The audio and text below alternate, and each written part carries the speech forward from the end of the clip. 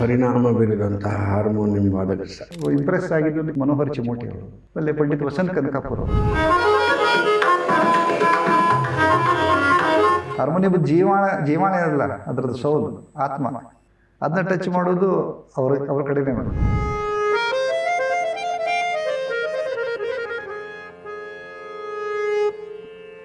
ಭಾರತದ ಎಲ್ಲಾ ಮೂಲೆಯಿಂದ ಹಾರ್ಮೋನಿಯಂ ವಾದಕರನ್ನು ಕರೆಸಿ 3 ದಿವಸ ಕಾರ್ಯಕ್ರಮ.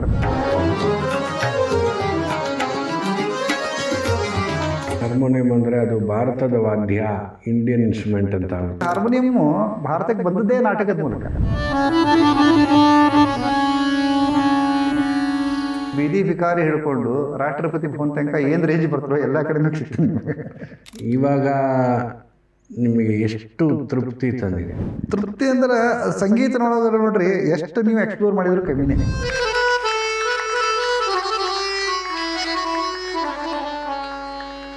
ನಿಮ್ಮ ಮೇಲೆ ಪರಿಣಾಮ ಬೀರಿದಂತಹ ಹಾರ್ಮೋನಿಯಂ ವಾದಕ ಸರ್, ನಿಮ್ಮ ಗುರುಗಳು ಬಿಟ್ಟು ಯಾರು ನಮ್ಮ ರಾಜ್ಯದಲ್ಲಿ ಅಥವಾ ಹೊರ ರಾಜ್ಯದಲ್ಲಿ?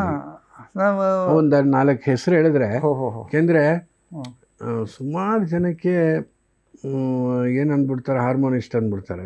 ಹಿಂದೆ ಯಾರಿದ್ರು ಅದ್ರ ಬಗ್ಗೆ ಸುಮಾರು ಜನಕ್ಕೆ ಗೊತ್ತಿರಲ್ಲ. ಅಪ್ಪಾರಾವ್ ಜಳಗಾಂವ್ಕರ್ ಅವರೆಲ್ಲ, ಅಪ್ಪ ಸಾಹೇಬ್ ಜಳಗಾಂವ್ಕರ್ ಅವರು ಇದ್ರು. ಆಮೇಲೆ ಇನ್ನೊಬ್ಬ ಲೇಡಿ ಒಬ್ಬರು ಪರ್ವೀನ್ ಸುಲ್ತಾನ್ ಜೊತೆ ನುಡ್ಸೋರು. ಇವರು ಆಕ್ಚುಲಿ ನಮ್ಮ ಗುರುಭಗಿನಿ ಅವರು. ಹೌದಾ? ಇವರು ಕುಸುಮ್ ಕಾಕೋಡೆ ಅಂತ, ಅವ್ರು ಸುಮಾರು ನಿರ್ಮಲಾ ಕಾಕೋಡೆ ಅಂತ ಯಾರು, ಕುಸುಮ್ ಪೈ ಅಂತ ಅವ್ರ ಮುಂಚಿನ ಹೆಸರು. ನಮ್ಮ ಗುರುಗಳು, ನಮ್ಮ ಜ್ಯೇಷ್ಠ ಗುರುಭಗಿನಿ ಅವರು. ಮತ್ತೊಬ್ಬರು ವಾಸಂತಿ ಮಾಪ್ಸೇಕರ್ ಅಂತ ಒಬ್ಬರು ಇದ್ರು, ಮುಂಬೈಕಿದ್ರು ಅವರು. ಖರೆ ನನಗೆ ವಿಶೇಷ, ನಾನು ಇಂಪ್ರೆಸ್ ಆಗಿದ್ದು ಕೆಲವೊಂದು ಪಂಡಿತ್ ಮನೋಹರ್ ಚಿಮೋಟಿ ಅವರು. ಆಮೇಲೆ ನಮ್ಮ ಎಷ್ಟೋ ಜನ್ರೇಷನ್ ಒಳಗೆ ಇವರು ವಿಠ್ಠಲರಾವ್ ಕೋರಗಾಂವ್ಕರ್ ಅವರು, ಅವ್ರದ್ದು ರೆಕಾರ್ಡ್ಸ್ ನಾನು ಕೇಳಿ ಭಾಳ ನಂಗೆ. ಆಮೇಲೆ ಪಂಡಿತ್ ವಸಂತ್ ಕನಕಾಪುರ ಅವರು. ಅಂದ್ರೆ ಅವ್ರು ಭಾಳ ಇಂಟ್ರಿಕೇಟ್, ಇಷ್ಟು ಅದ್ರೊಳಗೆ ನ್ಯೂನ್ಸಸ್ ಇದು ಮಾಡ್ತಿದ್ರಂದ್ರೆ ಭಾಳ ಅದ್ಭುತ. ಅದು ಮತ್ತೆ ಅವರ ಕಂಪೋಸಿಂಗ್ ಅದು ಮತ್ತೊಂದು ಪ್ರೊಫೈಲು. ಅಂದ್ರೆ ಬರೀ ಹಾರ್ಮೋನಿಯಂದೇ ಹೇಳೋದು. ಹೌದು. ಒಂದು ಸರ್ತಿ ನಾನು ಅವ್ರಿಗೆ ಪಾಪ ಮೈಯಾಗ ಆರಾಮಿದ್ದಿಲ್ಲ, ಅಂದ್ರೆ ಭಾಳ ಕ್ರಿಟಿಕಲ್ ಆಗಿದ್ರು ಅವರು. ಅವ್ರಿಗೆ ಭೇಟಿಯಾಗ್ಲಿಕ್ಕೆ ಹೋಗಿದ್ದೆ. ಅವ್ರಿಗೆ ಸ್ವಲ್ಪ ಅವ್ರಿಗೇನು ಮೂಡ್ ತರಿಸ್ಬೇಕಂತ ಹೇಳ್ಕೊಂಡು ನಾನು ಅವ್ರ ಮನೆಗಿನ ಹಾರ್ಮೋನಿಯಂ ಇಸ್ಕೊಂಡು ಅವ್ರ ಜೋಡಿ ಅವ್ರ ಎದುರಿಗೆ ಬಾರಿಸ್ಕೋತ ಕೂತಿದ್ದೆ. ಸುಮ್ಮನೆ ಕೇಳ್ಕೋತ ಕೂತಿದ್ರು. ಸ್ವಲ್ಪ ತರ ಕೂಡ ನೀವು ಒಂದಿಷ್ಟು ಬಾರಿಸ್ರಿ ಅಂತ ಹೇಳಿದೆ. ಅವರಷ್ಟು ಕುರ್ಚಿ ಮೇಲೆ ಕೂತಿದ್ರು ಅಲ್ಲಿ. ಅವ್ರಿಗೆ ಅವ್ರ ಎದುರಿಗೆ ಸ್ಟೂಲ್ ಮೇಲೆ ಹಾರ್ಮೋನಿಯಂ ಇಟ್ಟೆ, ಅವರೆಲ್ಲೋ ಹಿಂಗೆ ನೋಡ್ಕೋತ ಬಾರಿಸ್ಲಿಕ್ಕೆ ಶುರು ಮಾಡಿಬಿಟ್ರು. ಅದ್ಭುತ ಬಾರಿಸ್ಲಿಕ್ಕತ್ತಾರೆ. ಆಮೇಲೆ ಜಸ್ಟ್ ನಾವು ಹೋಗಿ ನೋಡ್ತೀನಿ, ಬೆಳೆ 5ರಾಗ ಬಾರಿಸ್ಲಿಕ್ಕತ್ತಾರೆ. ಶ್ಯಾಮ್ ಕಲ್ಯಾಣ್. ಅದು ಇನ್ನೂ ನಂಬಲಿಕ್ಕೆ ಆಗಂಗಿಲ್ಲ. ಅಂದ್ರೆ ಅವ್ರಿಗೆ ನೀ ಯಾವ 12 ಪಟ್ಟಿ ಒಳಗೆ ಯಾವ ಪಟ್ಟಿ ಒಳಗೆ ಬಾರಿಸ್ಕೈತಿ ಅದ್ರ ಬಗ್ಗೆ ಇದನ್ನೇ ಇಲ್ಲ, ಪರಿವೇನೇ ಇಲ್ಲ. ಹಿಂಗೆ ಕೈ ಇಟ್ಕೊಳ್ಳಿ ಎಲ್ಲ ಶುರು ಆಗ್ತಾರೆ. ಅದೇ ಅಷ್ಟು ಸ್ಟಡಿ ಮಾಡಿದ್ದಾರೆ. ಅಂದ್ರೆ ಬಟ್ಟಿಗೆ ಇಂಟೆಲಿಜೆನ್ಸ್ ಬಂದ್ಬಿಟ್ಟದ, ಮಸ್ಕ್ಯುಲರ್ ಏನೋ ಮೆಮೊರಿ ಅಂತ.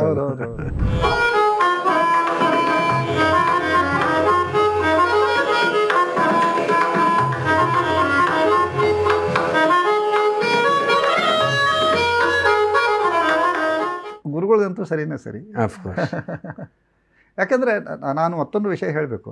ಸಾಕಷ್ಟು ಹಾರ್ಮೋನಿಯಂ ಬಾರಿಸೋರ ಸಂಖ್ಯೆ ಅಸಂಖ್ಯ ಅದ, ಅದರೊಳಗೆ ಏನು ಪ್ರಶ್ನೆ ಇಲ್ಲ. ಮತ್ತು ಅದರೊಳಗೆ ಅಗದಿ ಕ್ರೀಮಿಯಸ್ಟ್ ಏನಿದಾರಲ್ಲ ಅವರು ಸೋಲು ನುಡಿಸೋರು ಭಾಳ ಕಷ್ಟದ. ಹಾರ್ಮೋನಿಯಂ ಹೌದು, ಅಕಂಪ್ಲಿಮೆಂಟ್ ಮಾಡೋದು ಅದೇನು ಸುಲಭದಲ್ಲ.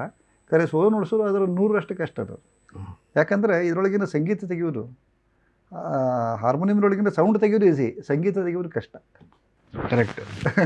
ಯಾಕಂದ್ರೆ ಅದಕ್ಕೆ ಜೀವ ಹಾಕಬೇಕಲ್ಲ. ಆಮೇಲೆ ಸಾತಿ ನುಡಿಸ್ಬೇಕಾರೆ ಅವ್ರ ಜೊತೆ ಇದ್ಬಿಡ್ತಾರೆ. ಅದಕ್ಕೆ ಇರ್ತಾರೆ ಗಾಯಕರು, ಒಂದು ವಿಚಾರ ಎಸ್ಟಾಬ್ಲಿಷ್ ಮಾಡಿರ್ತಾರೆ. ಅದು ಅವ್ರು ಕೇಳೋರು ಕಿಮ್ಯಾಗ ಆಗಲೇ ಇರ್ತಾರೆ, ಒಂದು ಫ್ರಾಕ್ಷನ್ ಆಫ್ ಸೆಕೆಂಡ್ ಮುಂಚೆ. ಅದನ್ನೇ ಬಾರಿಸ್ಬಿಟ್ರೆ ಹೊಸದಾಗಿ ಏನು ಕನ್ವಿನ್ಸ್ ಮಾಡೋಕ್ಕೆ ಆಗೋದಿಲ್ಲ.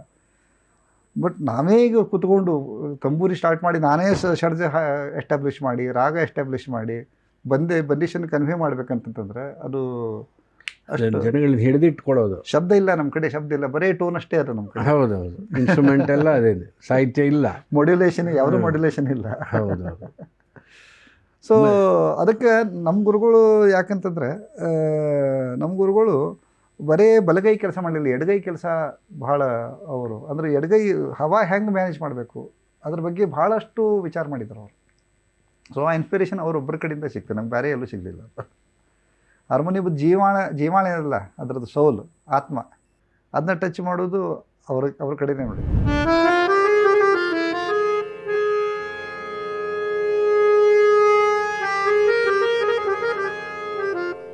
ಅಂದರೆ ಬೆಳಗಾಂನಲ್ಲಿ ಸಾಕಷ್ಟು ಜನ ಶಿಷ್ಯರು ಅವ್ರಿಗಿದ್ದಾರೆ. ಇದ್ದಾರೆ. ಸೋಲೋ ಆಗಿ ನೀವು ತುಂಬ ನುಡಿಸ್ತಾ ಇದ್ದೀರಿ ಇವಾಗ. ಮತ್ತು ನಿಮ್ಮ ಫೌಂಡೇಶನ್ ಬಗ್ಗೆ ಹೇಳಿ ಸರ್, ಯಾವಾಗ ಶುರುವಾಯಿತು? 2003 ಶುರು ಮಾಡಿದ್ವಿ ನಾವು. ಅಕ್ಷಯ ತೃತೀಯ ದಿವಸ ಬೆಂಗಳೂರೊಳಗೆ ಶುರು ನೋಡಿದ್ದೀನಿ. ನೀವು ಬಂದಿರಿ, ನೀವೆಲ್ಲ ನೀವು ನಮ್ಮ ಪೂರ್ತಿ ನಮ್ಮ ಸಾಂಗೀತಿಕ ಪ್ರವಾಸದಾಗ ಬಹಳ ನಿಮ್ಮ ಸಾಕ್ಷಿಯಾಗಿದ್ದೀರಿ ನೀವು. ನಾವು ಹಾರ್ಮೋನಿಯಂ ಹಬ್ಬಕ್ಕೆ ಅಟೆಂಡ್ ಆಗ್ತಾ ಪ್ಲಸ್ ನಮ್ಮ ಇದಕ್ಕೆ ನಮ್ಮ ಸಮರಸ ಸಮಾಧಿನಿಗೆ ಬಂದಿದೆ. ಸೊ ಅದು ಮೂಲ ಉದ್ದೇಶ ಅಂತಂದ್ರೆ ಏನು, ಹಾರ್ಮೋನಿಯಂ ಒಂದು ಸಾರ್ವತ್ರಿಕ ವಾದ್ಯ ಆದರೂ ಸುದ್ದ ಸಾಕಷ್ಟು ಜನ ಹಾರ್ಮೋನಿಯಂ ಕಲಿಯವರಿದ್ರು. ಹಾರ್ಮೋನಿಯಮಕ್ಕೆ ಒಂದು ಸ್ವತಂತ್ರ ವ್ಯಕ್ತಿತ್ವ, ಅದರದ್ದು ಕಲಿಯವರಿಗೂ ಅದರದ್ದು ಎಕ್ಸ್ಪೋಜರ್ ಆಗಬೇಕು, ಕೇಳೋರಿಗಾಗಬೇಕು. ಆಮೇಲೆ ಕೇಳೋರಿಗೆ ಸುಧಾ ಅಥವಾ ಕಲಿಯವರಿಗೆ ಅದರ ಪ್ರೇರಣಾ ಸಿಗಬೇಕು. ನಾವು ಇದನ್ನು ಸ್ವತಂತ್ರ ವಾದ್ಯವಾಗಿ ನೋಡಬೇಕು, ಹಂಗೆ ಸಾಧನೆ ಮಾಡಬೇಕು. ಅದಕ್ಕೆ ಒಂದು ವೇದಿಕೆ ನಿರ್ಮಾಣ ಮಾಡೋ ಸಲುವಾಗಿ ಇದನ್ನ ಮಾಡಿ ಶುರು ಮಾಡಿದ್ದೆ ನಾನು. ಹಂಗೆ ಮಾಡಿಕೊಂಡು ನಾವು ಹಾರ್ಮೋನಿಯಂ ಸೆಂಟ್ರಿಕ್ ಪ್ರೋಗ್ರಾಮ್ಗಳು, ನಾವು ಮಾಡುವಂಥ ಕಾನ್ಸರ್ಟ್ಗಳು, ಇವೆಂಟ್ಗಳೆಲ್ಲ ಕೇಂದ್ರ ಬಿಂದು ಹಾರ್ಮೋನಿಯಂ. ಸೊ ಕಡಿಮೆ ಭಾಳಷ್ಟು ಮಾಡ್ಲಿಕ್ಕೆ ಆಗೋದಿಲ್ಲ, ಯಾಕಂದ್ರೆ ಅದಕ್ಕೆ ನಮ್ಮ ಸಂಪನ್ಮೂಲಗಳನ್ನ ಕ್ರೋಢೀಕರಿಸಿ ಮಾಡೋದು, ಅದೇ ಸಂಗೀತಕ್ಕೆ ದುಡ್ಡು ತರೋದೇ ಕಷ್ಟ. ಅದಾಗ ಮತ್ತು ಹಾರ್ಮೋನಿಯಂ ಸಲುವಾಗಿ ಅಂತಂದರೆ ಇನ್ನೂ ಕಷ್ಟ. ಸೊ ಮಾಡ್ಕೊಂಡು ಬಂದೀವಿ. ಆಮೇಲೆ ಇದ್ರೊಳಗೆ ನಾವು ಸಾಕಷ್ಟು ನಮ್ಗೆ ತೃಪ್ತಿಯೇ ಕೊಟ್ಟದು ಇಲ್ಲಿ ತನಕ ನಾವು ಏನು ಆಗಿದ್ದರು. ಸಾಕಷ್ಟು ನಾವು ಪ್ರತಿ ವರ್ಷ ಹಾರ್ಮೋನಿಯಂ ಹಬ್ಬ ಮಾಡ್ಕೊಂಬರ್ತೀವಿ, ಮತ್ತು ಎಷ್ಟೋ ಥಿಮ್ಯಾಟಿಕ್ ಇವೆಂಟ್ಸ್ಗಳು ಮಾಡೀವಿ. ಪ್ರತಿ ಇದರೊಳಗೂ ನಾವು ಹಾರ್ಮೋನಿಯಮದ್ದು ಒಂದು ಬೇರೆ ಬೇರೆ ಪ್ರೊಫೈಲನ್ನು ಮಂದಿ ಎದುರಿಗೆ ಇಡಲಿಕ್ಕೆ ಪ್ರಯತ್ನ ಮಾಡೀವಿ. ಮಂದಿದ್ದು ಭಾಳ ಜನನೂ ಭಾಳ ಕೇಳೋರು ಅದಕ್ಕೆ ಅಪ್ರಿಸಿಯೇಷನ್ ಕೊಟ್ಟಾರೆ, ನಮಗೆ ಪ್ರೋತ್ಸಾಹ ಕೊಟ್ಟು ಆಶೀರ್ವಾದ ಮಾಡ್ಯಾರ. ಸೊ ನಾವು ಪ್ರತಿ ವರ್ಷ ಹಾರ್ಮೋನಿಯಂ ಹಬ್ಬ ಅಲ್ಲದೆ ಇದು ಸಮರಸ ಸಮಾಧಿ ನೀವು ಎರಡೂ ನೋಡಿಸಿದ್ರಿ. ಆಮೇಲೆ ದ್ವಾದಶ ಸ್ವರ ಸಂಭ್ರಮ ಅಂತ ಮಾಡಿದ್ವಿ. ಆಮೇಲೆ ಜರ್ನಿ ಇನ್ ಹಾರ್ಮೋನಿ ಅಂಥೇಳಿ ಒಂದು 19 ಪೀಸ್ ಎನ್ಸೆಂಬಲ್ ಇಟ್ಕೊಂಡು ಅದನ್ನು ಮಾಡಿದ್ವಿ. ಆಮೇಲೆ 2 ಸರ್ತಿ ನಮ್ಮ ವರ್ಲ್ಡ್ ಹಾರ್ಮೋನಿಯಂ ಸಮಿಟ್ ಅಂತ ಮಾಡಿದ್ವಿ 2018 2020 3 ದಿವಸ ಎಲ್ಲ ಭಾರತದ ಎಲ್ಲ ಮೂಲೆಯಿಂದ ಹಾರ್ಮೋನಿಯಂ ವಾದಕರನ್ನು ಕರೆಸಿ 3 ದಿವಸ ಕಾರ್ಯಕ್ರಮ. ಎಲ್ಲ ಹಾರ್ಮೋನಿಯಂ ವಾದಕರು, ತಯಾರಕರು, ಆಮೇಲೆ ಎಲ್ಲ ವಿಮರ್ಶಕರು ಎಲ್ಲರೂ ಕರೆಸಿ, ಸಂಗೀತ ಶಾಸ್ತ್ರಜ್ಞರು ಎಲ್ಲರೂ ಕರೆಸಿ ಆ ಪ್ರೋಗ್ರಾಮ್ ಮಾಡಿದ್ವಿ.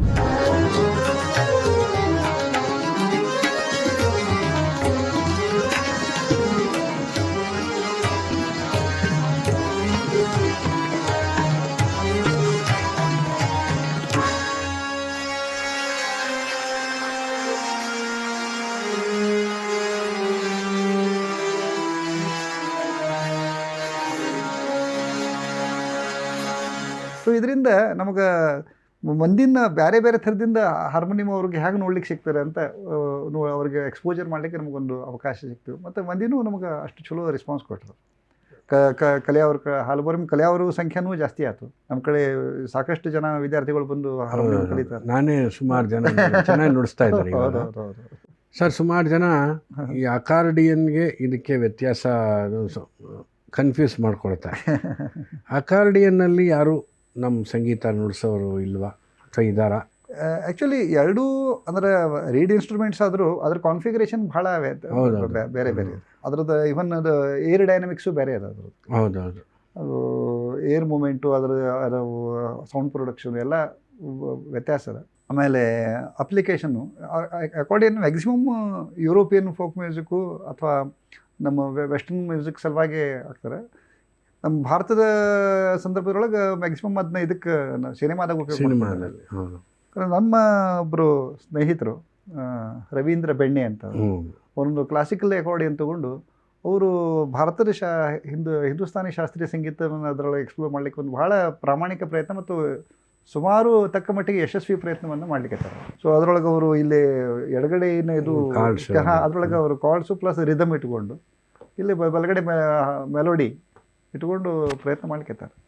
ಇನ್ನೊಂದು ಏನಾಗಿದೆ ಹಾರ್ಮೋನಿಯಂ ಅಂದರೆ ಅದು ಭಾರತದ ವಾದ್ಯ, ಇಂಡಿಯನ್ ಇನ್ಸ್ಟ್ರೂಮೆಂಟ್ ಅಂತ ಇದ್ರ ಮೊದಲು ಅದು ಯುರೋಪಿಂದ ಬಂದು ಇದ್ರ ಮೂಲ ಯಾವ ದೇಶ? ಹಂಗೆ ಭಾಳ ಮೂಲ ತಗೊಂಡು ಹೋದ್ರೆ ಚೈನಾಕ್ಕೂ ಹೋಗ್ತದೆ. ಶೆಂಗ್ ಅಂತ ಇತ್ತು, ಅಲ್ಲಿಂದ ಯುರೋಪಿಗೆ ಹೋಗಿ ಅಲ್ಲೇ ಯುರೋಪ್ನೊಳಗೂ ಅವಾಗ ಏನಾಯ್ತು, ಈ ಪೈಪ್ ಆರ್ಗನ್ಗಳಿತ್ತಲ್ಲ ಭಯಂಕರ ಎಕ್ಸ್ಪೆನ್ಸಿವ್. ಅದರದ್ದು ಎಕನಾಮಿಕ್ ವರ್ಷನ್ ಅಂಥೇಳಿ ರೀಡ್ ಆರ್ಗನ್ ಬಂತು. ರೀಡ್ ಆರ್ಗನ್ ಮುಂದೆ ಹಾರ್ಮೋನಿಯಂ ಆಗಿ ಅದು ಮುಂಚೆ ಬಂದಾಗಿರೋ ಕಾಲ್ಪೆಟ್ಟಿಗೆ ಇದ್ರೊಳಗೆ ಪೆಡಲ್ ಹಾರ್ಮೋನಿಯಂ ಅದನ್ನ ಅದರ ಕಾಲ ಕತ್ತರಿಸಿ ಹಾರ್ಮೋನಿಯಂ ಈಗ ಹಿಂಗೆ ಮಾಡಿಟ್ಟಾರೆ. ಅಲ್ಲ ನೀವು ಹೇಳೋದು ಪೈಪ್ ಆರ್ಗನ್ನು ಅದೆಲ್ಲ ತುಂಬ ದೊಡ್ಡದು, ಅದು ಎಲ್ಲರಿಗೂ ಆಗ್ತಾ ಇರಲಿಲ್ಲ. ಹೌದು, ಪೋರ್ಟೇಬಿಲಿಟಿ ಇಲ್ಲ, ಒಂದು ಕಡೆ ಮತ್ತೊಂದು ಕಡೆ ತೊಗೊಂಡೋಗ್ಲಿಕ್ಕೆ ಆಗೋದಿಲ್ಲ. ಲೆಗ್ ಹಾರ್ಮೋನಿಯಮ್ಮು ಈಗಲೂ ಇದೆಯಲ್ಲ, ಈಗಲೂ ಇದೆ ನಮ್ಮನೆಗೆ. ನಾಟ್ಯಗೀತು ಮಹಾರಾಷ್ಟ್ರದಲ್ಲಿ ಇಲ್ಲೂ ನಾಟಕಗಳು. ಆ್ಯಕ್ಚುಲಿ ಹಾರ್ಮೋನಿಯಮ್ಮು ಭಾರತಕ್ಕೆ ಬಂದದ್ದೇ ನಾಟಕದ ಮೂಲಕ, ರಂಗಭೂಮಿ ಮೂಲಕನೇ ಬಂದದ್ದು. ಆಶ್ಚರ್ಯ ಆಗುತ್ತಲ್ವಾ, ಫಾರಿನ್ ವಾದ್ಯ ಇಷ್ಟು ಇವಾಗ ಅಲ್ಲೇ ಇಲ್ಲ, ಅಲ್ಲೇ ಎಕ್ಸ್ಟಿಂಕ್ಟ್ ಅದು. ಅಲ್ಲಿ ರಿಪೇರಿ ಮಾಡೋರಾಗಲಿ ತಯಾರು ಮಾಡೋರಾಗಲಿ ಯಾರೂ ಇಲ್ಲ ಅಲ್ವಾ. ಅದು ಪೂರ್ತಿ ವೈಲಿನ್ನು ಕೂಡ ಸುಮಾರು ಜನಕ್ಕೆ ಅದು ಫಾರಿನ್ ಇನ್ಸ್ಟ್ರೂಮೆಂಟು ಅನ್ನೋದನ್ನ ಹೊಂದಿಸ್ಕೊಂಡ್ಬಿಟ್ಟಿದ್ದೀವಿ. ಇನ್ನು ಸ್ವಲ್ಪ ದಿವಸದಾಗ ಇಂಗ್ಲೀಷು ಭಾರತದ ಭಾಷೆ ಅಂತಂದ್ರು ಅಂದರೆ ಬಿಟ್ಟು. ಇನ್ಫ್ಯಾಕ್ಟ್ ನಮ್ಮ ಕಡೆ ಎಷ್ಟೋ ನರ್ಸರಿ ಟೀಚರ್ಸು ಇಂಗ್ಲೆಂಡಿಗೆ ಕಲಿಸ್ಲಿಕ್ಕೆ ಹೋಗ್ತಾರಂತ್ರಿ. ಅಲ್ಲಲ್ಲ ಹೇಳಿದ್ದು ಯಾಕೆಂದರೆ ಚಲೋ ವ್ಯಾಕರಣ ಕಲ್ತವ್ರು ನಮ್ಮವರೇ. ಅದನ್ನು ನಾವು ಬಳಸ್ಕೊಂಡಿರೋ ರೀತಿ ಬಹುಶಃ ಯಾರು ಒಂದು ನಾಟಕ ಶಾಸ್ತ್ರೀಯ ಪಾಠ ಮಾಡೋದು, ಶಾಸ್ತ್ರೀಯ ಪಾಠ ಮಾಡೋದು, ಕಂಪೋಸಿಂಗು ಸಿನಿಮಾದಲ್ಲಿ ಇವಾಗ್ಲೂ ಸುಮಾರು. ಇದು ಅಕ್ಷರಶಃ ಹೇಳ್ತೀನಿ ನಿಮಗೆ, ಬೀದಿ ಭಿಕಾರಿ ಹಿಡ್ಕೊಂಡು ರಾಷ್ಟ್ರಪತಿ ಭವನ ತನಕ ಏನು ರೇಂಜ್ ಬರ್ತದೋ ಎಲ್ಲ ಕಡೆನೂ ಸಿಗ್ತದೆ ನಿಮಗೆ. ಫ್ಯೂನರಲ್ ಪಾರ್ಟಿ ಒಳಗೂ ಸಿಗ್ತದೆ, ಬರ್ತ್ಡೇ ಪಾರ್ಟಿ ಒಳಗೂ ಸಿಗ್ತದೆ, ಭಜನೆಯಾಗೂ ಸಿಗ್ತಾರೆ, ಕವಾಲಿ ಒಳಗೆ ಸಿಗ್ತಾರೆ, ಕ್ರಿಶ್ಚಿಯನ್ ಪ್ರೇಯರ್ ಒಳಗೆ ಸಿಗ್ತಾರೆ, ಗುರುದ್ವಾರದಾಗ ಸಿಗ್ತದೆ ನಿಮಗೆ. ಇದು ಕಾಣಿಸ್ಲಾರದ ಜಾಗನೇ ಇಲ್ಲ. ಹೌದು, ಇಷ್ಟು ಸಾರ್ವತ್ರಿಕತೆ ಬಹುಶಃ ಎಲ್ಲ ವಾದ್ಯಕ್ಕೂ ಇರಂಗಿಲ್ಲ, ಕಷ್ಟ ಇಲ್ಲ. ಎಷ್ಟೋ ಜನ ಹಾಡ್ತಾರಲ್ಲ ಬೀದಿಲಿ ಭಜನೆ ಮಾಡಿ. ಆದ್ರೆ ಇದು ರೈಲ್ವೆ ಟ್ರೈನ್ನಾಗ ಪಾರ್ಶ್ವತ್ ಬರ್ತಿರ್ತಾರಲ್ಲ, ಚೆನ್ನಾಗಿರುತ್ತೆ. ಅವ್ರು ನೋಡಿ ನಾನು ಹೊಟ್ಟಿ ಉರಿತಾರೆ ಖರೆ ಅಂದ್ರೆ. ನಮ್ಮ ಕಡೆ ಅದಕ್ಕೆ ಅದನ್ನ ನೋಡಿದ್ರೆ ಕೆಲವೊಂದು ಭಾತ ಹರಿದು ಹೋಗಿರ್ತಾರೆ ಅದ್ರದ್ದು. ಅವ್ರು ಏನು ಟಚಿಸ್ತಿರ್ತಾವ ಅದ್ರೊಳಗೆ ಏನು ಒಂದು ಇಂಪ್ಯಾಕ್ಟ್ ಯಾವುದೋ ಒಂದು ಹಿಂದಿ ಹಾಡು ಯಾವುದೋ ಅದನ್ನೇ ಬರ್ತಿರ್ತಾರೆ. ಇಡೀ ಟ್ರೈನು ಬೆಳಗಾಮದಿಂದ ಮೆರೆದು ಹೋಗೋ ತನಕ ಅದೇ ಹೊಡಿತಿರ್ತಾರೆ ಅವರು. ಅದರದಕ್ಕೆ ಇಂಪ್ಯಾಕ್ಟ್ ಎಷ್ಟಿರ್ತಾರೆ, ಅದು ರಸ ಸೃಷ್ಟಿ ಅಂತಾರೆ. ಮತ್ತು ರಾನೆಸ್, ಆ ಸಂಗೀತದೊಳಗಿಂದ ರಾನೆಸ್ ಅದರ. ನಾವೆಲ್ಲ ಸೊಫಿಸ್ಟಿಕೇಶನ್ ಮಾಡಿ ಮಾಡಿ ಮಾಡಿ ಮಾಡಿ ಅದರದೆಲ್ಲ ಎಜಸ್ ಎಲ್ಲ ಕಟ್ ಮಾಡಿಬಿಟ್ಟಿರ್ತವೆ. ಅಂದರೆ ಸಂಗೀತ ಅವರವರ ಹಣೆ ಬರೋದ ಪ್ರಕಾರ ಹೆಂಗೋ ಜೊತೆಗಿರುತ್ತೆ ಅನ್ನೋದು ಅಲ್ವಾ. ನೀನು ಫುಲ್ಲು ಕಲಿಬೇಕು ಅಂತಲೇ ಇಲ್ಲ. ಅವರೆಲ್ಲ ಏನು ಇವಾಗ ವೈಲಿನ್ ನುಡ್ಸಿರ್ತಾರಲ್ಲ, ಈ ತೆಂಗಿನ ಚಿಪ್ದು ಏನು ಚೆನ್ನಾಗಿರುತ್ತೆ. ರೆಗ್ಯುಲರ್ ವೈಲಿನಿಸ್ಟ್ ಕೊಟ್ಟರೆ ಸೌಂಡ್ ಬರೋದಿಲ್ಲ. ಆ ಥರ ತುಂಬ ಆಶ್ಚರ್ಯ. ಇದು ಈ ವಾದ್ಯ ರಿಪೇರಿ ಮಾಡೋರು ನಮಗೆ ಬೆಂಗಳೂರಲ್ಲೇ ಸಿಗ್ತಾರಾ, ಇಲ್ಲ ನೀವೇ ಮಾಡ್ಕೊಳ್ತೀರಾ? ಇಲ್ಲಿ ಕೆಲವೊಂದು ಪ್ರೈಮರಿ ಏನಾರು ಇದ್ರೆ 1-2-3 ರಿಪೇರರ್ಸ್ ಇದ್ದಾರೆ ನಮಗಿಲ್ಲಿ. ಅಗದಿ ಭಾಳ ಸೀರಿಯಸ್ ಮ್ಯಾಟ್ರ್ ಇದ್ದರೆ ನಾನು ಬಾಂಬೆನೋ, ಈಗ ಸದ್ಯಕ್ಕೆ ಬೆಳಗಾವಕ್ಕೆ ಇದ್ದಾರೆ ನಮ್ಮ ಮೇಕರು, ಅವ್ರಿಗೆ ಕಳಿಸ್ತಾರೆ. ಇದು ಮೂಲ ಮಾಡಿದ್ದು ದಶರಥ್ ಬೆನ್ಗೋಡೆ ಅಂಥೇಳಿ ಬಾಂಬೆದವರು. ಮೊನ್ನೆ ಹೋದ ವರ್ಷ ಇದಕ್ಕೆ ನಾನು US ಟೂರಿಗೆ ಹೋದಾಗ ಅದು ಫ್ಲೈಟಿಗೆ ಹೋಗ್ಬೇಕಾದ್ರೆ ಇದು ಪೂರ್ತಿ ಅದನ್ನು ಜಜ್ಜಿ ಪುಡಿ ಮಾಡಿಬಿಟ್ರು. ಇದನ್ನ ನಾನು ಶಿಕಾಗೋದಿಂದ ಸ್ಯಾನ್ ಫ್ರಾನ್ಸಿಸ್ಕೋ ಹೋಗಿ ತೆಗೆದು ನೋಡ್ತೀನಿ, ಪೂರ್ತಿ ಇದು ಅವಲಕ್ಕಿ ಪುಡಿ ಅದಂಗೆ ಆಗಿಬಿಟ್ಟಿತ್ತು. ಕೀಬೋರ್ಡೇ ಅದೇನು ಹೃದಯ ಚೂರು ಅದಂಗೆ ಆಗಿಬಿಟ್ಟಿತ್ತು ನಮ್ಮದು. ಯಾಕಂದರೆ ನೋಡಿಸ್ಲಿಕ್ಕೆ ಶಾಕ್ಯನೇ ಇಲ್ಲ ಅದು. ಅದನ್ನ ರೆಸ್ಟೋರೇಷನ್ ಕಳಿಸ್ಬೇಕಾಯ್ತು ನಾನು ವಾಪಸ್ ಇಲ್ಲಿ. ಖರೆ ಇಲ್ಲಿ ನಮ್ಮ ಅಂಗದ ದೇಸಾಯಿ ಅಂಥೇಳಿ ಬೆಳಗಾವನಾಗ ಒಬ್ಬರು ಮೇಕರ್ ಇದ್ದಾರೆ. ಅವರು ಇದ್ರದ್ದು ಪೂರ್ತಿ ಕಾಳಜಿ ತೊಗೊಂಡು ಅದ್ರದ್ದೇನು ಪೂರ್ವಾಶ್ರಮ ಒಳಗೆ ಹೆಂಗಿತ್ತು ಅದನ್ನ ಪುನರುಜ್ಜೀವನ ಮಾಡಿ ಮುಂಚೆ ಹೆಂಗಿತ್ತು ಹಂಗೆ ಮಾಡ್ಕೊಂಡು ತೊಗೊಂಡ್ಬಂದಾರ. ಟ್ರಾವೆಲ್ ಅನ್ನೋದೇ ಒಂದು ರಿಸ್ಕ್ ಸರ್. ನಮಗೆ ಈವನ್ ಫ್ಲೈಟ್ ಹತ್ತದಾಗಿಂದ ನಿಮಗೆ ಇಳಿಯೋವರೆಗೂ ನಾವೇ ಗ್ಯಾರಂಟಿ ಇರಲ್ಲ. ಇಳಿವರೆಗೂ ಅಂತ ಅಲ್ಲ, ಇಳಿದ ಮೇಲೆ ದೊಡ್ಡ ನಮಗೆ ಟೆನ್ಷನ್ ಶುರು. ಅಲ್ಲೇ ವಾದ್ಯ ಯಾವ ಪರಿಸ್ಥಿತಿ ಒಳಗೆ ಕಾಣಿಸ್ತದೆ ನಮಗೆ ಅಂತ. ಏನೇ ನಾವು ಹಾರ್ಡ್ ಕೇಸಲ್ಲಿ ಹಾಕಿದ್ರು ಹೌದೌದು ಅಲ್ಲ, ಫಸ್ಟ್ ಆಫ್ ಆಲ್ ನಮ್ದೇನೆ ಗ್ಯಾರಂಟಿ ಇರೋದು. ನಾವು ಹೋದ ತಕ್ಷಣ ಅವ್ರು ಹೇಳೋದೇ ಏನಾದರೂ ಆದರೆ ಬಾಗಿಲು ತೆಗಿಯೋದು ಹೆಂಗೆ, ಆಕ್ಸಿಜನ್ ಹಾಕೊಳ್ಳೋದು ಹೆಂಗೆ ಅಲ್ಲಿಂದ. ಅಂದರೆ ಇನ್ನು ನೆಕ್ಸ್ಟ್ ಇದು ನಮ್ಮ ಎದುರಿಗೆ ಹ್ಯಾಂಡಲ್ ವಿತ್ ಕೇರ್ ಅಂತ ನಾವು ಹಾಕಿದ್ರು ಮೆಲ್ಲಗೆ ಕಳಿಸಿದ್ರು ಆಮೇಲೆ ಅದು, ಯಾಕೆಂದರೆ ಇದನ್ನು ನಿಮಗೆ ಒಳಗಡೆ ಬಿಡೋಲ್ಲ. ಇದು ನಾವು ಚೆಕ್ಕಿನೇ ಮಾಡಬೇಕು ಇದನ್ನ. ಹೌದು, ಅದಕ್ಕೆ ಈಗ ಹೊಸ ವರ್ಷನು ಒಂದು 6 kg 7 kgದೊಂದು ಕ್ಯಾಬಿನ್ ಕೇಸ್ ಅಂತ ಮಾಡ್ಲಿಕ್ಕೈತಾರೆ. ಅದನ್ನ ಒಳಗಡೆ ಒಯ್ದು ನಾವು ಇದ್ರಾಗ ಇಡು ಹೋಗ್ಬೇಕು, ಕ್ಯಾಬಿನ್ ಒಳಗೆ ಇಡು ಹಂಗೆ. ಬಟ್ ಅದು ತೊಗೊಂಡೋದ್ರೆ ಬೇರೆ ಇನ್ನೊಂದು ಕೇಸ್ ತೊಗೊಳೋಕ್ಕಾಗಲ್ಲ. ಇಲ್ಲ ಅಲ್ಲ, ಅವಾಗ ನಾವು ನಮ್ಮ ಬಟ್ಟೆ ಬ್ಯಾಗ್ ಎಲ್ಲ ಚೆಕ್ ಇನ್ ಮಾಡಿಬಿಡ್ದು. ಅವಾಗ ಹರಿಲಾರ್ದು ಮುರಿಲಾರ್ದು ಅದನ್ನು ಚೆಕ್ ಇನ್ ಮಾಡಿ ಇದು ನಾವು ಒಳಗೆ ತೊಗೊಂಡು ಹೋಗ್ರಿ ಇದನ್ನ. ಎಷ್ಟೋ ವಾಸಿ ಅಲ್ವಾ? ಹೌದು ಹೌದು, ದೊಡ್ಡ ಟೆನ್ಷನ್ ಇಲ್ಲ. ಟೆನ್ಷನ್ ನಮ್ಮ ಕೈನಲ್ಲೇ ಇರುತ್ತೆ ಅದು. ಏನಿದ್ರು ನಮ್ಮ ಜೋಡಿನೇ. ನಮ್ಮ ಜೋಡಿನೇ. ಅಲ್ಲಲ್ಲ, ಅದು ಯಾಕೆಂದರೆ ನಾವು ಟ್ರಾವೆಲ್ ಮಾಡೋದು ಎಷ್ಟು ಕಷ್ಟ ಅನ್ನೋದು ನಾನು ಗೊತ್ತಾಗಲಿ ಅನ್ನೋದಕ್ಕೋಸ್ಕರ ಪ್ರಶ್ನೆ ಹಾಕಿದೆ. ಯಾಕೆಂದರೆ ಅದು ಕಡೆಗೆ ನಾವು ಅಲ್ಲಿ ಬಂದು ಇಳಿದು ತೆಗೆದು ನೋಡಿ ಶಬ್ದ ಬರೋವರೆಗೂ, ಯಾಕೆಂದರೆ ಅಲ್ಲಿ ಅದು ಇದ್ದಿದ್ದಿಲ್ಲ ಅಂದ್ರೆ ನಮ್ದು ಅಸ್ತಿತ್ವನೇ ಇಲ್ಲ. ನಾವು ಹೋಗಿರೋದೇ ಅದಕ್ಕೆ. ಅವ್ರು ಏನೋ ಮಾಡಿ ಏನೋ ಒಂದು ಬೆಲ್ಲೋಸಲ್ಲಿ ಒಂದು ತೂತಾದರೂ ಮುಗೀತಲ್ಲ, ಅದು ಹೇಳೋಕ್ಕಾಗಲ್ಲ. ಸೊ ಜರ್ನಿ ಸಂಗೀತದಲ್ಲಿ ನಡ್ಸ್ಕೊಂಬರ್ತಾ ಇದ್ದೀರಿ ಸರ್. ಇವಾಗ ನಿಮಗೆ ಎಷ್ಟು ತೃಪ್ತಿ ತಂದಿದೆ? ತೃಪ್ತಿ ಅಂದ್ರೆ ಸಂಗೀತನೊಳಗೆ ನೋಡ್ರಿ, ಎಷ್ಟು ನೀವು ಎಕ್ಸ್ಪ್ಲೋರ್ ಮಾಡಿದ್ರು ಕಮ್ಮಿನೇ. ಅದು ಆ ತೃಪ್ತಿ ಅನ್ನೋದು ಬರಂಗಿಲ್ಲ ಖರೆ ಹೇಳ್ಬೇಕಂದ್ರೆ. ಇಲ್ಲ, ಬರಬಾರ್ದು. ಅದೊಂದು ಅದು ಖರೆ. ಏನು ಮಾಡಿದ್ರ ಬಗ್ಗೆ ಒಂದು ಸಮಾಧಾನ, ತೃಪ್ತಿ ಅನ್ನೋಕ್ಕಿಂತ ನಾನು ನನ್ನ ಪ್ರಾಮಾಣಿಕ ಪ್ರಯತ್ನ ಮಾಡೀನಿ, ಆ ಪ್ರಯತ್ನದ ಬಗ್ಗೆ ಸಮಾಧಾನ ಅದ. ಆಮೇಲೆ ಅದಕ್ಕೆ ತಕ್ಕ ಮಟ್ಟಿಗೆ ಒಂದು ಫಲಾನು ಕೊಟ್ಟದ ಗುರುಗಳ ಆಶೀರ್ವಾದದಿಂದ, ದೇವರ ದಯದಿಂದ ಅಷ್ಟೇ. ತೃಪ್ತಿ ಅಂತೂ ಇಲ್ಲ. ಇನ್ನೂ ಸಾಕಷ್ಟು ಎಕ್ಸ್ಪ್ಲೋರೇಟರಿ ಏರಿಯಾಸ್ ಎಕ್ಸ್ಪ್ಲೋರ್ ಮಾಡುವಂಥವು. ಅದರ ಕ್ವಶನ್ ಮಾರ್ಕು ಇನ್ನೂ ಸಾಕಷ್ಟು ಮಾಡ್ಲಿಕ್ಕೆ ಸಾಕಷ್ಟು ಕೆಲಸ ಇದೆ. ಇದೆ, ಸ್ಟಾಪೇಜ್ ಇಲ್ಲ. ನಿಮ್ಮ ಬಿಸಿ ಸ್ಕೆಡ್ಯೂಲ್ನಲ್ಲಿ ನೀವು ಪಾಠ ಶುರು ಮಾಡಿದ್ದು ಯಾವಾಗ ಸರ್? ನಾ ಬೈಂದೂರೊಳಗಿದ್ದಾಗ ಪಾಠ ಮಾಡ್ತಿದ್ದೆ. ಅಲ್ಲಿ ಒಂದಿಬ್ಬರು ಹುಡುಗರು ಬರ್ತಿದ್ರು. ಖರೆ ಸೀರಿಯಸ್ಲಿ ಕಲಿಸ್ಲಿಕ್ಕೆ ಶುರು ಮಾಡಿದ್ದು ಮುಂಚೆನೇ ಬೆಳಗಾವಿನಾಗೂ ಮಾಡ್ತಿದ್ದೆ. ನಾನು ಕಲಿಸ್ಲಿಕ್ಕೆ ಶುರು ಮಾಡಿದ್ದು 91-97ನೇ ಇಸ್ವಿಯಾಗ ಕಲಿಸ್ಲಿಕ್ಕೆ ಶುರು ಮಾಡಿದ್ದೆ. ಆವಾಗ ಅಲ್ಲಿ ಬೆಳಗಾವಿನಾಗ ಒಂದಿಷ್ಟು ಮಕ್ಕಳು ಬರ್ತಿದ್ರು. ಅಂದ್ರೆ ಅವರೆಲ್ಲ ಒಂದಿಬ್ಬರು ಹಾರ್ಮೋನಿಯಂ ಕಲಿತಿದ್ರು, ಬಾಕಿದವರೆಲ್ಲ ಗಾಯನದ ವಿದ್ಯಾರ್ಥಿಗಳಲ್ಲ. ಆಮೇಲೆ ಇಲ್ಲಿ ಬಂದ್ಕೊಳ್ಳೋ ನಾನು ಸ್ಟ್ರಿಕ್ಟ್ಲಿ ನ್ಯಾರೋಡ್ ಡೌನ್ ಟು ಹಾರ್ಮೋನಿಯಂ. ಯಾಕಂದರೆ ಗಾಯನ ಪಾಠ ಮಾಡೋರು ಇದ್ದೇ ಇರ್ತಾರೆ. ನಮ್ದು ಏನಾದರೂ ಎನರ್ಜಿ ಮ್ಯಾಕ್ಸಿಮಮ್ ಇದ್ರೊಳಗೆ ಹಾಕ್ಕೊಂಡು ಅಂತ ತಿಳ್ಕೊಂಡು ನಾನು ಆಲ್ಮೋಸ್ಟ್ ಸಿನ್ಸ್ 2000 ನಾನು ಬರೀ ಹಾರ್ಮೋನಿಯಂ ಅಷ್ಟೇ ಪಾಠ ಮಾಡ್ತೇನೆ. ನನ್ನ ಕಡೆ ಗಾಯನ ಕಲೆಯವರು ಯಾರಿಲ್ಲ ಸದ್ಯ, ನನಗೆ ತೊಗೊಂಡೂ ಇಲ್ಲ. ಇದ್ರು ಯಾರಾದ್ರ ಕಡೆ ಡೈರೆಕ್ಟ್ ಮಾಡಿಬಿಡ್ತೀನಿ. ನಮ್ಮ ಪರಿಚಯದವ್ರು ಯಾರಿದ್ದರೆ ಅವ್ರ ಕಡೆ ನೀವು, ನಾನು ಹಾರ್ಮೋನಿಯಂ ಕಲೆಯವರಿದ್ರಷ್ಟೇ ನನ್ನ ಕಡೆ ಬರ್ರಿ ಅಂತ. ಸೊ ಒಂದು 25 ವರ್ಷ ಅಂದರೆ ಸ್ಟ್ರಿಕ್ಟಾಗಿ ನಾನು ಹೇಳೋದು. ಬೆಳಗಾಮಲ್ಲಿ ಮಾಡ್ತಿದ್ರಿ, ಬೈಂದೂರು, ಅದು ಬಿಟ್ಟರೆ ಈ ಬೆಂಗಳೂರಿಗೆ ಬಂದು ಸೆಟ್ಲ್ ಆದಮೇಲೆ ಆಲ್ಮೋಸ್ಟ್ 25 to 26 ಇಯರ್ಸ್. ಸೊ ನಿಮಗೆ ಮೊದಲುಗಿನ್ನ ಇವಾಗ ಏನಾದರೂ ಯುವಕರು ಹೆಚ್ಚಾಗಿ ಬರ್ತಿದ್ದಾರೆ ಅನಿಸ್ತಾ ಇದೆಯಾ? ಯುವಕರು ಸಣ್ಣ ಮಕ್ಕಳು ಭಾಳ ಬರ್ತಾರೆ.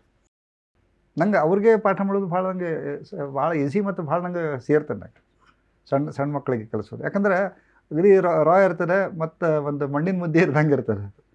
ಅರ್ಧಂಬರ್ಧ ಕಲ್ತು ಬಂದಿರ್ತಾರಲ್ಲ, ಅವ್ರಿಗೆ ಪಾಠ ಮಾಡೋದು ಭಾಳ ಕಷ್ಟ. ಸಾಧಾರಣ ಆ ವಯಸ್ಸು ಒಂದು 7-8 ವರ್ಷ, ತಲೆ ಎಲ್ಲ ಏನೂ ಇರೋದಿಲ್ಲ. ಮತ್ತು ರಿಸೆಪ್ಷನ್ ಭಾಳ ಚಲೋ ಇರ್ತದೆ. ಗ್ರಾಸ್ಪಿಂಗು ಅದು ಭಾಳ ಮುಖ್ಯ. ಒಂದು 12-15 ವರ್ಷ ಆದಮೇಲೆ ತಲೆ ಒಳಗಡೆ ಸುಮಾರು ಏನೇನೋ ಹೋಗ್ಬಿಡುತ್ತೆ. ಅವ್ರ ಸಂಗೀತ ಕೇಳ್ಮೇನೂ ಬೇರೆ ಬೇರೆ ಆಗಿಬಿಡುತ್ತೆ. ಖರೆ ಕೆಲವೊಬ್ಬರು ಸೀನಿಯರ್ಸು ನನ್ನ ಕಡೆ ಕಲಿಯವರಿದ್ದಾರೆ. 60 ವರ್ಷ ಮೇಲ್ಪಟ್ಟವರು, 70-80 ವರ್ಷದವರು. ನಮ್ಮೊಬ್ಬರು ಸೀನಿಯರ್ ಸ್ಟೂಡೆಂಟ್ ಇದ್ರು, 87 ವರ್ಷದವ್ರು ಇದ್ರು ಒಬ್ಬರು. ಅಂದರೆ ಅವರಿಗೆ ಪ್ರೀತಿ, ನನ್ನ ಮೇಲೆ ಭಾಳ ಪ್ರೀತಿ ಅವ್ರಿಗೆ. ಅವರು ಇದ್ರ ಸಲುವಾಗಿ ಸ್ನೇಹಕ್ಕೆ ನಾನು ಕಲಿಸೋದು ಅವ್ರಿಗೆ. ಅವರೇನು ಕಲಿತು ತಯಾರಾಗಿ ಪ್ರೋಗ್ರಾಮ್ ಬರ್ಸೋದಿಲ್ಲ, ಸಮಾಧಾನಕ್ಕೆ ಅವ್ರಿಗೆ. ಅವ್ರಿಗೊಂದು ಖುಷಿ. ಕಲಿಯೋಕ್ಕೆ ವಯಸ್ಸೇನಿಲ್ಲ. ಅಂದರೆ ಚಿಕ್ಕಂದಿನಿಂದ ನೀವು ಅಭ್ಯಾಸ ಮಾಡಿದ್ರೆ ಏನಾದರೂ ಒಂದು ರೀಚ್ ಆಗ್ಬೋದು. ಬಟ್ ಅವ್ರಿಗೇನೋ ಪಾಪ ಚಿಕ್ಕಂದಿನಲ್ಲಿ ಆಗಿರಲ್ಲ, ಅಲ್ಲಿ ತಪ್ಪೇನಿಲ್ಲ. ಖರೆ ಈಗ ಕೆಲವರು ಹುಡುಗರು ಭಾಳ ಚಲೋ ತಯಾರಾಗಲಿಕ್ಕಿದ್ದಾರೆ. ಅಟ್ಲೀಸ್ಟ್ ಒಂದು half a dozen ಅಗದಿ ಪ್ರಾಮಿಸಿಂಗ್. ಮದುವೆ ಯಾವಾಗ ಆಯ್ತು ಸರ್? ಒಂದು 97. ಸೊ ಅವ್ರ ಸಪೋರ್ಟ್ ಹೇಗಿತ್ತು? She is part and parcel of my mission. Parcel ಇಲ್ಲಾಂದರೆ ಪಾರ್ಸಲ್ ಮಾಡೋದು. ನಮ್ಮನ್ನೇ ಪಾರ್ಸಲ್ ಮಾಡಿಬಿಡ್ತಾರೆ. ನಾವು ಮತ್ತು ಹೋಟೆಲಿನ ಪಾರ್ಸಲ್ ತರಿಸ್ಕೋಬೇಕು ಅವಾಗ. ಇಲ್ಲ, ಅವರು ಅಂದರೆ ನಮ್ಮದು ಇಡೀ ಕುಟುಂಬ. ನಾನು, ಹೆಂಡತಿ, ನಮ್ಮಿಬ್ಬರು ಮಕ್ಕಳು ಅಷ್ಟೇ ಅಲ್ಲದೆ ನಮ್ಮ ಅಣ್ಣ, ನಮ್ಮ ಅತ್ತಿಗೆ, ನಮ್ಮ when it comes to music, even other non musical ಸುಡಕ್ಕೆ ನಾವು ವಿ ಕಮ್ ಟುಗೆದರ್. ಸೊ ನಮ್ಮ ಬಾಂಡಿಂಗ್ ಇಷ್ಟದ ವೆರಿ ಇಂಟೆನ್ಸಿವ್. ಆಮೇಲೆ ನಮ್ದು ಏನೇ ಒಂದು ಹೊಸ ಸಂಗೀತ ವಿಚಾರ ಬಂದರೂ ಇಮಿಡಿಯೇಟ್ಲಿ ನಾವು ಬ್ರಾಡ್ಕಾಸ್ಟ್ ಆಗಿಬಿಡ್ತಾರೆ ಫ್ಯಾಮಿಲಿ ಒಳಗಲ್ಲಿ. ಅದ್ರ ಬಗ್ಗೆ ಚರ್ಚೆ ಆಗ್ತಾರೆ, ಅದರದ್ದು ರಿಫೈನ್ಮೆಂಟು, ಅದಕ್ಕೆ ಅದು ಒಂದು ಹೊರಗೆ ಬರೋಕ್ಕಿಂತ ಮುಂಚೆ ಒಳಗೆ ಪ್ರೋಸೆಸ್ ಆಗ್ತದೆ ನಮಗೆ. ಆಮೇಲೆ ನಮ್ಮ ಮನೆಯಾಗಿಂದ ರಿಯಾಜ್ ಸುದ್ದಕ್ಕೆ ಎಲ್ಲರೂ ಕೇಳ್ತಿರ್ತಾರೆ. ನಾವು ಹಿಂಗೆ ಬಾಗಲ ಹಾಕೊಂಡು ಕೂತು ರಿಯಾಜ್ ಮಾಡೋದು ಪದ್ಧತಿ ಇಲ್ಲ ನಮ್ಮ ಕಡೆ. ಡ್ರಾಯಿಂಗ್ ಹಾಲ್ನಾಗೆ ಕೊಡೋದು ನಾವು ಮುಂಚಿಂದು ಹಾಗೆ. ಹಾಂ ನಾವು ಸಣ್ಣದಿರ್ತಾಗಿನೂ ನಮ್ಮ ತಾಯಿ ಎದುರು ಕೂತೇ ರಿಯಾಜ್ ಮಾಡೋದು ನಾನು. ಈಗೂ ಹಾಗೆ ನಾನು ಏನೇನು ಬಾರಿಸಿಲ್ಲ ನಮ್ಮ ಮಕ್ಕಳಿಗೂ ಗೊತ್ತು, ನನ್ನ ಹೆಂಡತಿಗೂ ಗೊತ್ತು, ಎಲ್ಲ ಗೊತ್ತು, ಎಲ್ಲ ನಮ್ಮ ಕಾಂಪೋಸಿಷನ್ಸ್ ಗೊತ್ತು ಅವ್ರಿಗೆ. ಸ್ವಲ್ಪ ಏನಾರ ಆ ಕಡೆ ಈ ಕಡೆ ಆತಂದ್ರೆ ಅವ್ರಿಗೆ ಕಣ್ಣು ತೆಗಿತಾರೆ ಅವರು. Third empire. ಇವಾಗ ತೇಜಸ್ಸು ಇದಕ್ಕೆ ಬಂದಿದ್ದಾನೆ, ಅದು ಬಹಳ ಸಂತೋಷದ ವಿಷಯ. ಅಂದರೆ ಯಾವುದೋ ಒಂದು ಕೆಲಸ ಹಿಡಿದು ಹೋಗೋಬೋದು, ಜೊತೆಗೆ ಇಟ್ಕೋಬೋದು, ಬಟ್ ಫುಲ್ ಟೈಮ್ ಅಂತ ಗೊತ್ತಿಲ್ಲ ನನಗೆ. ಬಟ್ ಈ ನಡುವೆ ಅವನ ಹೆಸರನ್ನ ಸುಮಾರು ಕಡೆ ನಾನು ನೋಡ್ತಾ ಇದ್ದೀನಿ, ಸಂತೋಷ ಆಗುತ್ತೆ. ನಿಮ್ಗೆ ಏನು ಅನಿಸುತ್ತೆ? ಭಾಳ ಖುಷಿ ಆಗುತ್ತೆ. ಅಂದರೆ ಇನ್ಫ್ಯಾಕ್ಟ್ ನಾನೇನೋ ಅವ್ನಿಗೆ ಹೇಳಿಲ್ಲ ನೀನು ಹಾರ್ಮೋನಿಯಂ ಮಾಡಪ್ಪ ಅಂತ ನಾನು ಹೇಳಿಲ್ಲ, ಅವನೋ ಸ್ವಯಂ ಪ್ರೇರಣೆಯಿಂದ. ಇನ್ಫ್ಯಾಕ್ಟ್ ಅವನ ಕಲೀಲಿಕ್ಕೆ ಶುರು ಮಾಡಿದ್ದು ನಮ್ಮ ಗುರುಗಳ ಕಡೆ. ಫಸ್ಟ್ ಪಾಠ ನಮ್ಮ ಗುರುಗಳ ಕಡೆನೇ ಆಗಿತ್ತು ಅವ್ನಿಗೆ. ಬೆಳಗಾವಕ್ಕೆ ತಮ್ಮ ಮೌಶಿ ಮನೆಗೆ ಹೋಗ್ತಿದ್ದವ, ಅಂದ್ರೆ ಅವರ ತಾಯಿ ಅಕ್ಕನ ಮನೆಗೆ. ಅಲ್ಲಿ ಹೋದಾಗ ಒಂದು 3 ತಿಂಗಳಲ್ಲಿದ್ದು ಗುರುಗಳ ಕಡೆ ಕಲಿತು ಬಂದವ. ಆಮೇಲೆ ಇಲ್ಲಿ ಬಂದು ಕಲಿತು ನಾವು ಒಮ್ಗೆಲೆ ಒಂದು ಸಲ ಒಂದು 2015-16 ಒಮ್ಗೆಲೆ ಟರ್ನ್ ಆಗಿಬಿಡ್ತೀವಿ ಒಂದು. ಅವೇನು ನಾನು ಎದುರು ಕೂತು ಭಾಳ ಜಾಸ್ತಿ ಕಲಿತಿದ್ದಿಲ್ಲ, ಅಬ್ಸರ್ವೇಷನ್ಲೇ ಭಾಳ ಕಲಿತಿದ್ದವ. ಮಾಡಿ ಮೇಲೆ ನಮ್ಮ ಗುರುಗಳದ್ದು ಭಾಳ ಪ್ರೀತಿ ಸಿಕ್ತವಂಗೆ.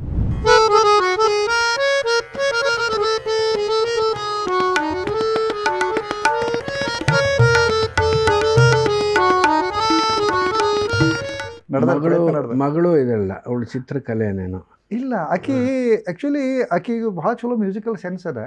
ಸಂಗೀತ ಕಲ್ತಿಲ್ಲ ಆಕೆ, ಪಿಯಾನೋ ಹೋಗ್ತಾಳೆ, ವೆಸ್ಟರ್ನ್ ಪಿಯಾನೋ ಕಲಿಲಿಕ್ಕೆ ಹೋಗ್ತಾಳೆ.